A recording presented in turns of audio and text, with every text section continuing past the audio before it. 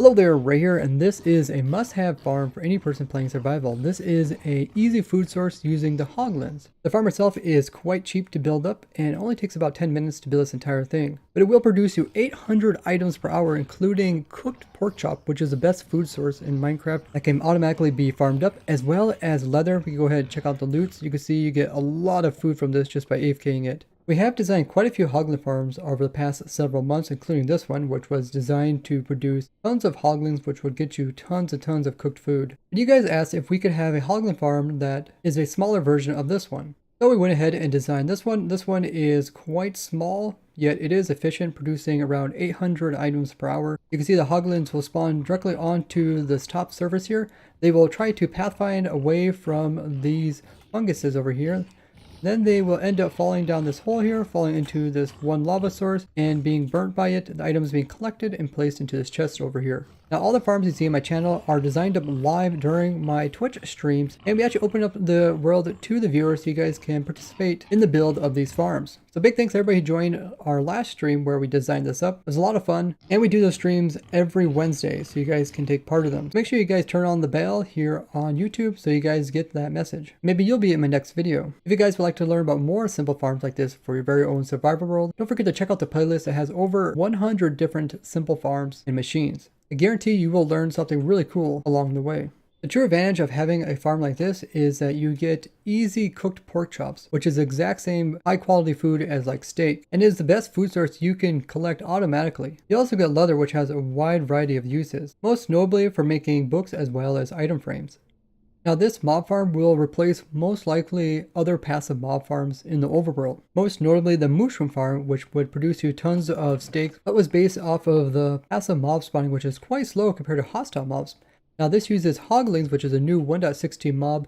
These things are sort of like pigs, but they're actually a hostile mob, meaning they spawn at a much higher rate than your normal cows or pigs. Every adult hoglin has a chance of dropping about 3 pork chops, which makes them a great way to get lots of food. When they do die while being on fire, the pork chops are automatically cooked. You don't even have to start up your furnace. Now you still might enjoy your chicken farms, but once you're able to actually build this simple farm, you should probably go for it, because doing a little bit of AFK, you'll get plenty of food to last you several days of Minecraft. Now this is built above the nether sling, which you can access in survival, but what you're looking for to build this farm up is in a location that is a crimson forest. That's what this new biome here is. And this is where the hoglins can spawn in naturally, as well as piglins and zombified piglins. What you want to do is go ahead and dig your way up until you get all the way to the bedrock layer. Then you want to dig around in the bedrock layer until you find an area that when you look at it, it says Y127. So that one's still too low. So right here, we found an area. This is by looking straight up. You look on the right hand side. It says targeted block right here, and it says 127 Y level. This means the bedrock is only 1 thick there, which allows you to easily get through. All you need is a ladder and an ender pearl, and you need to be as close to top as possible.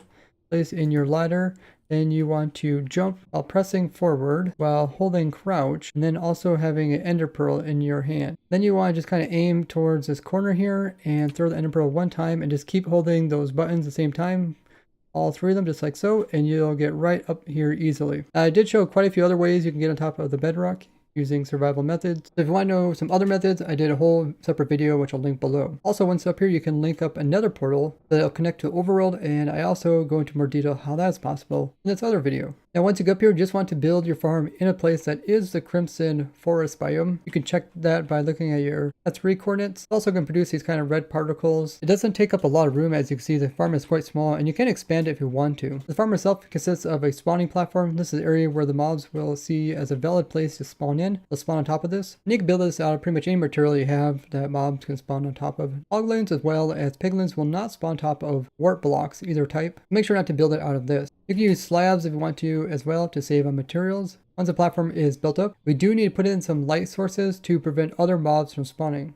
Mobs like zombified piglins as well as piglins are able to spawn in this biome if the light level is level 11 or lower. Because of this, we want to keep this platform pretty bright, as hoglins can spawn in these bright light levels. This way we can make sure that only hoglins are able to spawn on this platform, increasing the rates quite a bit. So with these torches in the center, even if I stand right here, if you look at the light level, which is illustrated right around here, you can see it says light level 12. And even over here in these edges are also light level 12. Now, hoglins are afraid of these fungus here, and these are warped fungus. Only in this blue variation are they scared of it. So we space these out, and they will run up to 8 blocks away from this fungus, trying to escape it. So by spacing these out every so often, we're able to get a uniform area where they'll try to escape the fungus. Now, these guys are able to be planted on a wide variety of soil-like blocks, including just like normal dirt. So if you want to, you can just use that to plant these guys on it. Now, one of the advantages you do have by using full soil is it's a block that can have the fungus be planted on it, but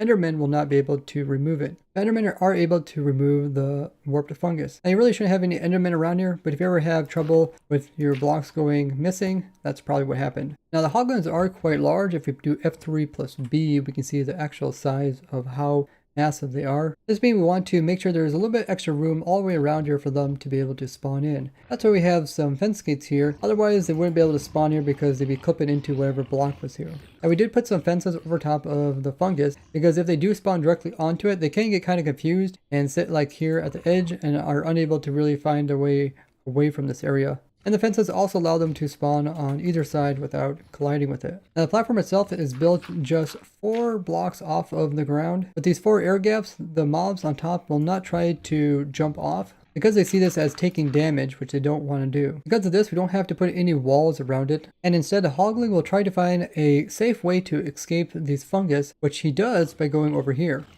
So the way that the mobs see this, they see this as a nice little walkway where they can walk across this. You see that they can actually walk right through these trapdoors here and come over here and take this little teeny staircase down here to the ground and escape the fungus area. Now, even though they cannot actually make this path, they will attempt to do it, and this will allow them to fall into the lava. Because these little staircases here are smaller drops than the 4-meter ones over here, they'll see this as a safe way to get down without taking damage. So no matter where they spawn on this platform, they will eventually pathfind their way across here and over here into the lava. Now, the trapdoors on the backside prevent them from getting through the entire thing, but we also use this trapdoor down here to keep them from bobbing up in the lava. So if we watch this guy go into the lava itself is going to have a little bit of movement. It's going to push him over here to the corner. He's actually going to get stuck underneath this trapdoor here. He's not going to be able to jump too high. Because of this, his items will be low enough so that the hoppers can pick them up. The hoppers can pipe it over here into this chest. Now, some things to keep in mind is that we did put in some slabs here because we don't want to put solid blocks at the foot level of where the mobs are spawning in. Otherwise, it decreases the spawn rates. And slabs are actually just a little cheaper than using blocks. We also put slabs over here as well as here, and they are bottom slabs so no other mobs can spawn on top of this. So they only can spawn inside of the farm. Now, if a hoglin happens to be here in the corner, another one happens to be also in the corner, it kind of gets pushed off the edge. The way it works is that if any mob falls over here and lands right here, it's going to be so far away from where the player is AFKing, it will immediately despawn. So the player AFKs way above the farm. This way the mobs are forced to spawn close to the player, and because the player is so far away from anything else that mobs can spawn on, it's going to force them to only spawn in this small area over here. This means all the area that we've seen below the nether ceiling will not be able to spawn in mobs. The AFK spot is way up here at the top of the world. You can see my alt account is here. Do F3 plus G, we can see the borders of each chunk. And this blue line means anything above it is not part of the Minecraft world and you can't place any blocks there. The block that the player is AFKing on is right at the limit. The very highest point in the world, which is 255. Now the mobs will attempt to spawn around the player 128 blocks in a sphere, meaning that the very lowest point of the sphere is where this farm is located at. The mobs will spawn here and be able to fall into the lava, and they land on top of these blocks here, which keeps them off of the same level as the bedrock. But if I would drop a mob here and go into spectator, you can see that as soon as a mob touches the ground, it will immediately despawn. For mobs that end up inside the drop chute here, do not despawn because they are actually still within range of the player. This makes it easy to prevent any extra mobs from clogging up the mob cap. This farm is quite effective at getting tons of pork chops as well as leather. But the farm actually got a little bit of a nerf in past versions, as they made it so any baby pig no longer drops the same loot as adults. And when the game spawns in mobs here, there is a chance that it'll produce these babies. It's about a 5% chance, which used to also give you that extra loot. And because of this change, you're just going to get slightly less pork chops than some of the first farms that I showed. Overall, this just produces so much food that there's really no reason to notice any difference. Now, if you want to, you can make this farm bigger by expanding this kind of pattern where you put in some more blocks and then put it in another fungus over here. They will eventually pathfind their way over here. Try to make this kind of small so you guys could easily build this up, but if you want to get higher rates, you can always expand upon it. And as always, you can find the world download in the description. Don't forget to share this farm video to your favorite Minecrafter so they can learn about this great farm they can put into their survival world for 1.16. And leave a like on the video if you enjoyed it. I'd like to thank you guys for watching, and I'll see you guys in the next one. Bye bye!